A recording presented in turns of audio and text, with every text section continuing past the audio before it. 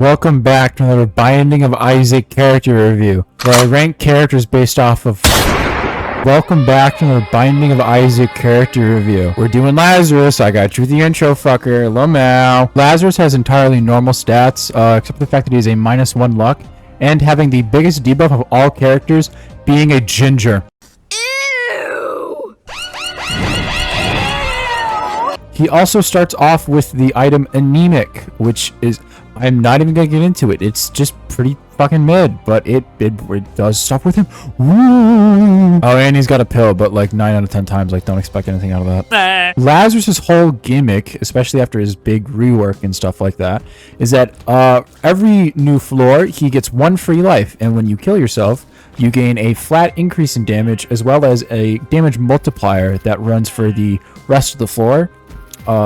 This is different from how he originally was, because originally he just had Laz Rags, and you would just kill yourself instantly, and you'd be Risen Lazarus, and then you would just have more damage, and you would have like no downside whatsoever.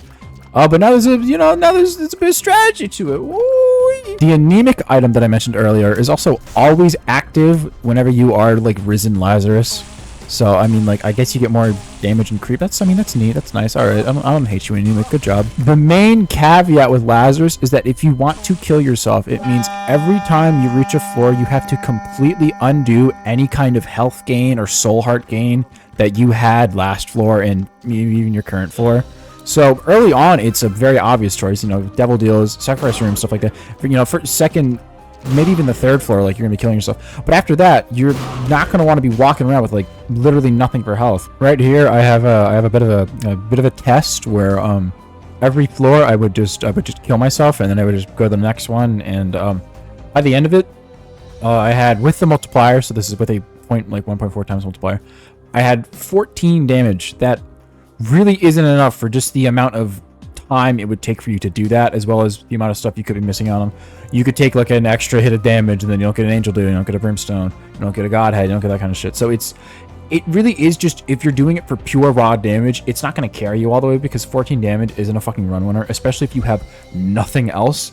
Greed mode, I don't think he's that good.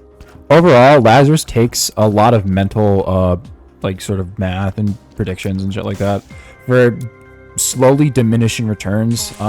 I think if you get a good run going as him, like, he'll be really strong. But if you don't, then you're just gonna be desperately killing yourself. So I get him all my friends are dead.